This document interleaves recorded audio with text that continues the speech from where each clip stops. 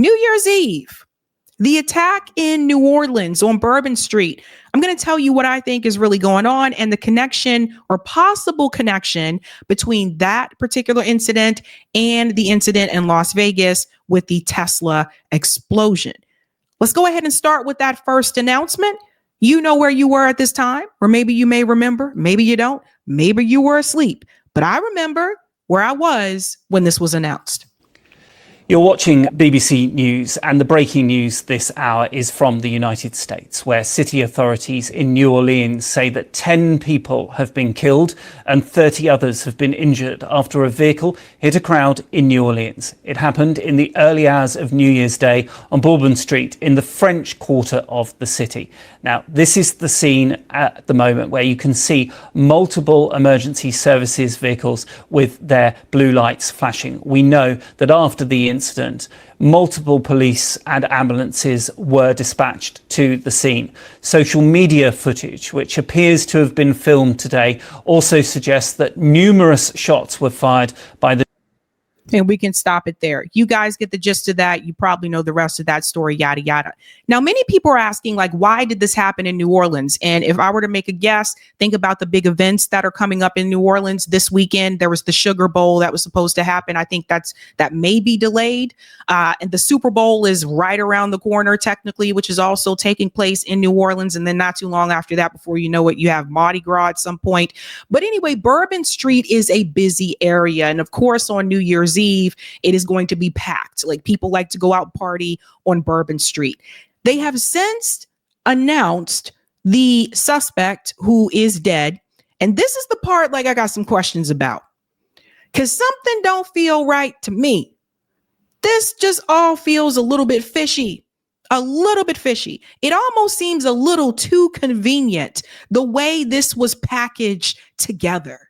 Whether it's the ISIS flag, whether it's the military experience and the timing that this is happening and this possible connection to the explosion in Las Vegas. Let's go in here when they start to discuss the suspect. And we are starting to learn more about the now 15 who were killed as a result of this attack, including 37-year-old Reggie Hunter from Baton Rouge. He had just texted his family Happy New Year a little earlier in the evening, according to his cousin, who tells us that he was someone who liked to laugh and tell jokes. He loved his family, loved his kids, leaves behind an 11-year-old and a 1-year-old just hours into 2025, Wolf. Our deepest condolences to his family. Omar, thank you very much. I want to get right to our chief law enforcement and intelligence analyst, John Miller. He's getting some new reporting for us. John, what are you learning?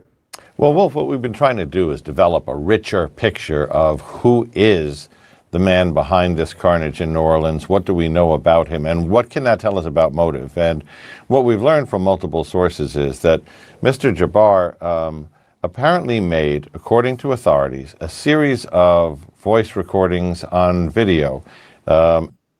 Pause.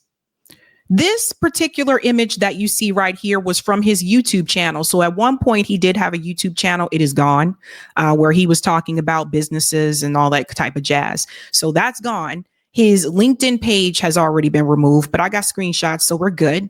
We're good. We're going to get there. But the man who was speaking is intelligence. So just keep that in mind. Okay. It's always important to understand who is on these networks. So that's who you're getting the message from. Now, first and foremost, I do want to say my condolences to everyone who lost their life in New Orleans. It's sad that people can't just go out and have a good time and they have to worry about these things happening to them. That being said, there are a number of things here that just don't sit well with me. He said that there are audio recordings, a series of audio recordings that he has made. I have not heard them. Have you heard them? I have not heard those audio recordings. I don't know. And it just, to me, when I heard more about the story, it almost kind of feels like to me that someone put him up to this. And if you want to know who that someone is, or you want to question who I think that could be, ask yourself, who benefits from this situation? Think about that for a second, and we'll continue on. as he drove, they believe, from Texas to Louisiana to partake in these attacks, allegedly. The recordings talk about the turmoil in his family, the long-fought, bitter divorce he was going through. He discusses, according to officials briefed on the videos, where it appears they're made while he's driving. Oh, 1 second. Mass casualties in the name of ISIS. So what we're starting to see is an individual who was experiencing turmoil and stressors in life, who was going to act out in some kind of violent way, and at least, according to what they believe are his own words, decided to do this as an alternative to killing his family. Pause. So he was stressed out with life and he decided to turn to ISIS. This just feels weird to me, man. I feel like this guy was put up to this. I don't feel like this is a decision that he made on his own. I feel like he was told to do it, maybe ordered to do it. I don't know, but I don't feel like this is a decision that he just woke up one day and said, that's it. I'm upset. I'm going through a divorce. I'm pissed off. That's it. I'm turning to ISIS. Seems a little weird to me. In the recordings, he also has a last will and testament where he divides up what little money he has left after all the financial losses and setbacks he had suffered to family members. So they're beginning to get a picture of what was going on, and it seems to be what was going on in the background of this individual's life that was as much of a driver as any commitment to terrorism. Yeah, John Miller, great reporting as usual. Stand by. I'm going to get back to you in a moment or so. So that is the comment there from intelligence about the suspect, right? So I want to show you a couple of other things because I'm just piecing these things together. I'm thinking about the timeline, etc. And let's talk about a couple of things. So first and foremost, this happens, boom, right at the new year. Right at the new year. Also, new president administration coming in. Put these two things together. Also, it wouldn't be like the FBI and the CIA have not put people up to this sort of thing before. This smells very fishy to me. I believe it has intelligence all over it, whether it's CIA, whether it's FBI. If it feels very weird to me, the timing of it all, and also his name and the type of name that he has. Just put the pieces together, ladies and gentlemen. He was in the military. That part to me is not surprising. He was in the military. He apparently also had worked with Deloitte at some point. We'll pull that up in a second. I don't believe that this guy just woke up one day and said, everything's frustrating, so the answer to me is going to be ISIS. I just don't buy that. That just seems a little weird. But I want to show you how the FBI and the CIA have done this before. Now, this is James Lee.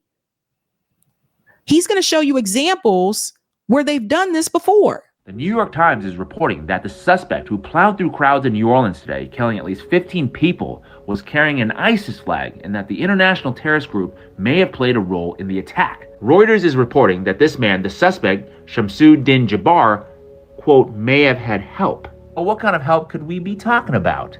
Could it have been an elaborately orchestrated FBI sting, where the FBI provided all the necessary tools, the weapons, the bomb, maybe some money? Could it have been an entrapment operation gone wrong? The FBI would never prey on vulnerable people by luring them into fake terror plots. No way could undercover FBI agents help an autistic teen plan a trip to join ISIS.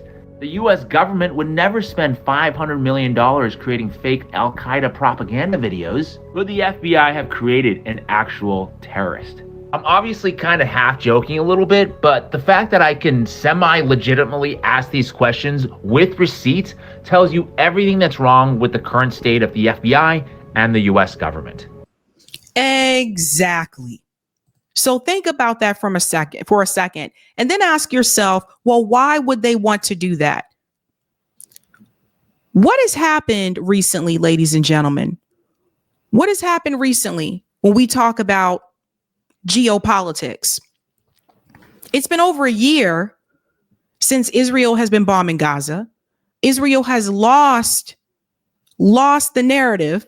Their reputation has been destroyed across the world. There's no coming back from that. A lot of people see Israel for what it really is, and they've seen the racism coming from Israel towards the Palestinian people. Video footage. They've seen kids like blown apart. They've seen all of these things, and they've seen the racist rhetoric and actions that have come from the state of Israel. So there's no coming back from that unless your last ditch effort is to try to find a way to make Americans fear Muslims again. And this is what I was thinking about. His name, now, I don't know for sure if he was practicing the Muslim faith. I do know he was born in the United States and raised in the United States. I see people online saying, oh, he immigrated here. No, he was born and raised in the United States. He did not immigrate here. So there's that. But it's just very strange to me.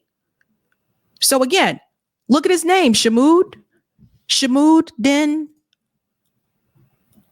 Jabbar, right? How do you get people to stop looking at what you're doing and to put their fear towards another group of people? Think about that. I also think that this will be another excuse for them to ramp up the police state, for them to escalate more war in the Middle East. Because the one thing that stood out to me is they said, oh, he had an ISIS flag. Really? He just happened to have that? He just happened to have that and had it on the back of the truck. Doesn't this sound weird to you guys? It sounds a little too neatly packaged for me. So there's that. But the U.S. government and Israel, they lost the narrative for the need for more war. They have lost that narrative. So this, to me, feels like it has Mossad all over it. If I were to make a guess. Now, obviously, the news isn't going to come out and say that. Why would they? People are asking, how is it he was able to drive through the crowd? Well, apparently, those ballards, they have these metal ballards that are usually above ground that prevents that from happening. The ballards just happened to be down that day. How did he know it was going to be down? How did he know that? Think about these things, guys. Let's put two and two together. During one of the busiest nights on Bourbon Street, New Year's Eve, how did he know that the metal ballards would not be there that day? Who knows that? Who has that type of information? Now sit on that and marinate. Then we go to this situation in Las Vegas. A Tesla truck just explodes outside of Trump Tower. Now they are saying that this gentleman here, Matthew Allen Livelsberger, is the suspect. But in the statement from the Las Vegas police force, this just came out before I went live, they are not 100% certain that the body they found in the truck is this guy. But him, Matthew, and Shamoud have a couple of things in common. Listen to this, folks. He's of Colorado Springs, Colorado, born July 22nd of 1987. Now, as you'll see here on a picture of his driver's license, let's see, the question really still remains for me, and I know that there's a lot of you folks in the media that are identifying this person as the person in our vehicle. As I mentioned to you already, his body is burnt beyond recognition, and I do still not have confirmation 100% that that is the individual that was inside of our vehicle. And so, excuse me? So the Las Vegas police, he just told you he does not have confidence of 100% that this is the same person. Interesting. As I'm calling it now, the subject or person of interest, I will not come back until I have the confirmation through DNA or medical records that this is indeed, in fact, the subject inside of the vehicle. Now, further complicating this identification of this individual, we also discovered through the coroner's office that the individual had sustained a gunshot wound to the head. To the head. Prior to the detonation of the vehicle. Okay. So now they have added this piece of information that there was a gunshot wound to his head prior to the explosion. Guys, these two events took place within 24 hours. There was literally the attack in New Orleans and then this explosion in Las Vegas within 24 hours from two guys who just happened to at one point work at Fort Bragg. Now, Fort Bragg is a large military base. I know. I lived in Fayetteville, North Carolina. Fort Bragg is one of the largest military bases in the world. But still, it just, come on, man. Someone mentioned in the chat, they said, well, Sabby, they were saying that the metals were down for maintenance before the Super Bowl. Right, but he doesn't even live there. He doesn't even live in New Orleans. He doesn't live in Louisiana. He lives in Texas. So how long was he there? How long was he in New Orleans? How long was he in Louisiana? How long has this been planned? Who put him up to? Start asking yourself these questions, because I'm not here to tell you he didn't do it. What I'm getting you to ask is who put him up to it? And the same thing for this guy. People are saying that this was a message that he was trying to send to Donald Trump, but he voted for Donald Trump. He rented the Tesla, set off the explosion in the Tesla, allegedly, because again, they said they don't even know if this is the same person, outside of Trump Tower. Some are saying it could have been a message that he was trying to send to Donald Trump about working with Elon. I don't know, but I find it very strange that both of these events happened within 24 hours. Let's continue. One of the handguns was found at his feet inside of the vehicle. Obviously, in how we're trying to identify him, and I'm feeling comfortable to give you this information, is a tremendous amount of substantial evidence to include he rented the Turo vehicle. There are two tattoos, one of which was on the stomach and one of which is on the arm, that we can see bits and pieces of it as in comparison to what it is that we now know he had on his body. That has given us a lot of confidence that this is, in fact, the same person, as well as which the clearly obvious, which is the credit cards, the military identification, the passport. And then furthermore, as you'll see here in just a very short period of time, we tracked his movements from Colorado to Las Vegas, and in a number of the photographs that we were able to determine, he was the individual that was driving the vehicle. And also, I'd like to iterate this point to you. We still have only ever seen him in this vehicle, and we're not aware of any other subjects involved in this particular case. Okay, ladies and gentlemen, this guy, they're saying he drove from Colorado to Las Vegas. And then you have Shamood, who I'm assuming traveled from Texas. He could have been coming from another place at the time, but he's from Texas to New Orleans. Now, let me show you something else. When you look at his work history, because again, like I said, they deleted his LinkedIn, but this guy got a screenshot of it. Shamsud Jabbar.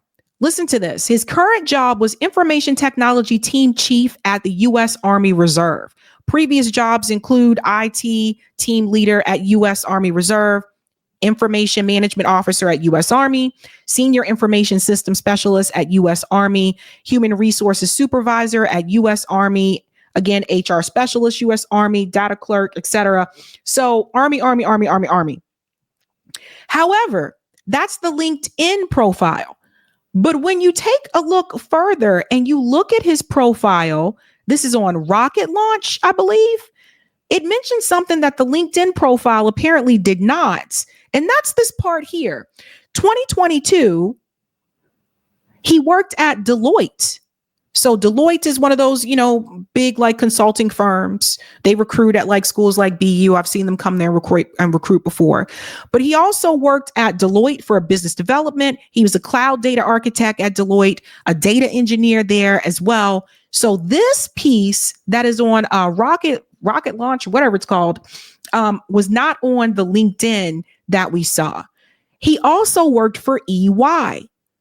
He worked for EY for cloud transformation as a cloud transformation advisor, cloud architect and team lead, cloud governance analyst. So this is someone, again, into information technology, cloud systems, data, etc. Now, let's look at dude. When we go to Matt, the alleged Cybertruck bomber suspect served at the same military base as terrorists responsible for the attack in New Orleans. Authorities are now actively investigating a possible connection between the two men. When we look at Matt's LinkedIn, which apparently was still up at the time, Operations Director, Intelligence Manager, Remote Autonomous Systems, SUAS, Special Forces Green Beret. So you have someone who was an intelligence manager in the military, and then you have another one that worked with information technology in the military. What happens if you put the two together? Right. And both of them spent time at Fort Bragg. So the question that I have again, did these men decide to just wake up one day and do this on their own, or did someone get them to do it? We have to continue thinking outside the box. When I first heard this story, I was like, this is insane. Something is a little bit off here. And then there's something else. Senator John Kennedy, he said something. They talk about something in this interview that I want to draw your attention to. They're already starting it, fam. Watch this. Just a final question here for not just people in Louisiana that are watching, but people coast to coast that are watching tonight. Are you getting the sense that there's any threat of any other potential attacks tonight on any other major cities? I can't answer that. I can, but I won't. Is New Orleans safe tonight? Yes, but we're still in the process of tightening up security. We're still in the process of doing everything that we possibly can. The governor's called out the National Guard. We've got more FBI coming. We've got Homeland Security people. We've got state troopers who've done an awesome job. We've got the NOPD. We're doing everything we can. But like I say, there's a lot of information out there. Some of it's accurate. Okay. Just a final question here for not just people in Louisiana that are watching, but people coast to coast that are watching tonight.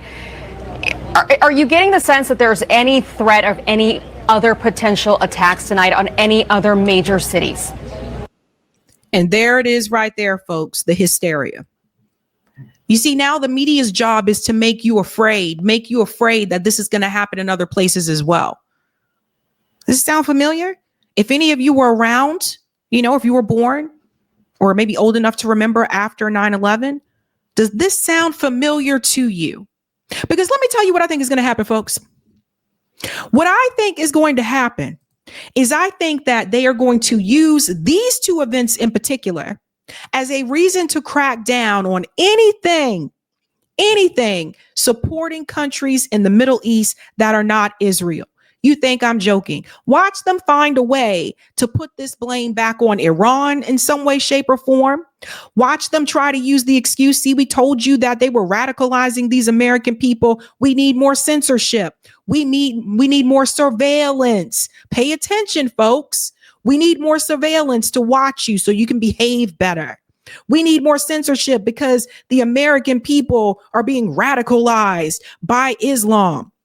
Pay attention to it and follow these notes. Next thing you know, they're going to tell you you can't march in the streets anymore with the Palestinian flag. They're going to tell you you can't have a protest to support Gaza. They're going to say that that is also a terroristic threat. Mark my words.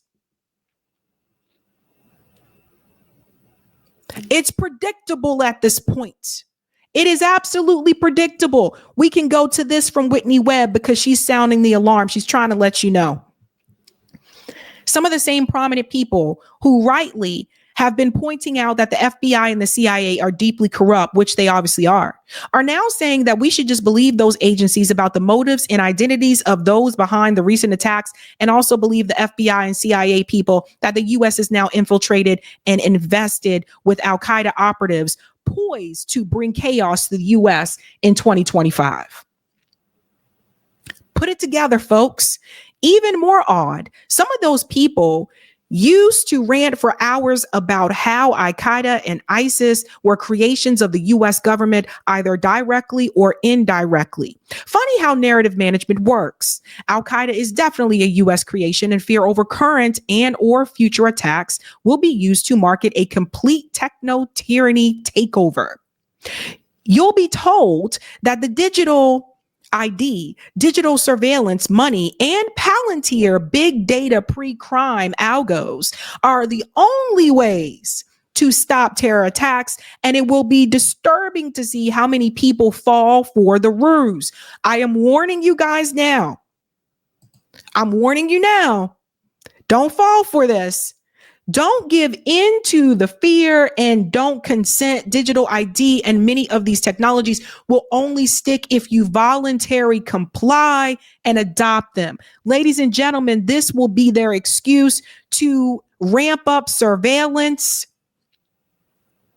This will be their excuse to, oh, we got to go stomp out the terror in the Middle East because it made its way to the U.S. This will be their excuse to try to go to war with Iran. And we have a new presidential administration coming in. Put the pieces together, folks. So if I had to make a guess, this to me has Mossad all over it. To me, I don't believe these two guys acted alone. I don't believe it. You can believe what you want to believe. But I just want to remind you of this. I want to take you back to when the ex-head of the Mossad admits that Israel helped ISIS. Just to jog your memory. There have been reports that Israel has been treating wounded Syrian rebel fighters in its hospitals on the border, including fighters from Nusra Front, which is, of course, the al-Qaeda proxy in Syria. Do those reports worry you that Israel's helping wounded al-Qaeda aligned fighters? As I said before, in a different context, it's always useful also to deal with your enemies in a humane way. And I think that when you have people who are wounded and you can deal with them in a humane way, the considerations as to whether to take them in are not simply whether it's politically useful or whether it's politically So it's purely humanitarian, you say? So there's no tactical or political strategic... I didn't say there's no tactical. I said the main consideration, the immediate consideration is humane. But the tactical issues involved, I mean, you know better than me the phrase blowback. You don't think there's going to be blowback against Israel if you get into bed with a group like Nusra Front? No, I don't think so. I don't think there's going to be blowback. Why? Because I think that, unfortunately, the rules of the game in Syria are such that you can do anything that is not possible to be done anywhere else. Yeah, I think people said that in Afghanistan too. Would you also treat Hezbollah fighters? No, I would not treat... Have you not just contradicted what you told me 60 seconds ago about humanely treating your enemies? No. I think as far as Hezbollah fighters are concerned, with them we have a different account. So let me be clear, you're happy to treat al-Qaeda fighters, but not Hezbollah fighters? We have a different account with Hezbollah, a totally different account, because Hezbollah has carried out the type of actions against us which preclude us from going into what the Al-Qaeda has done. Al-Qaeda, to the best of my recollection, has up to now not attacked Israel. But it's attacked your number one ally and protector and sponsor, the United States of America. There is a quote-unquote war on terror being going on for 15 years. So there it is, folks. Don't you think it's a little bit strange that you never hear about ISIS attacking Israel? ISIS is one of those groups that it disappears and it returns. It appears every now and then out of the blue just to remind you, hey, we might be still around and still a thing. You hear about all of these attacks that is supposedly, they say it's ISIS in all these different countries. Don't you find it strange that ISIS never attacks Israel? These are the pieces that we have to start to put together. And what I saw come from this is that this is going to be used, and you can already see people doing it on social media. You can already see people like Bill Ackman on social media saying, yeah, we got to fight back against the terrorists and fight back against these people. This is going to be the Zionist canary in the coal mine, because what they're trying to do is to change the thinking of the reputation of Israel. They're trying to find a way to win that back. I still don't think that's going to work. I think it's too far gone. But as long as they have you paying attention to what has just happened New Year's Eve, to this event on Bourbon Street and the event in Las Vegas, you're not paying attention to the fact that Israel just blew up another ambulance, which they did. You're not paying attention to the fact that there are numerous supplies that are right outside of Gaza that are not allowed to be brought in, that people are starving, that there's disease that has been brought there because of the lack of sanitation, because of the dirty water, because of everything that has happened all around them. So ask yourself again, who benefits from what just happened? You don't. Think about it. Hey guys, this was a Sabby clip. If you like what you saw, hit that like button and subscribe.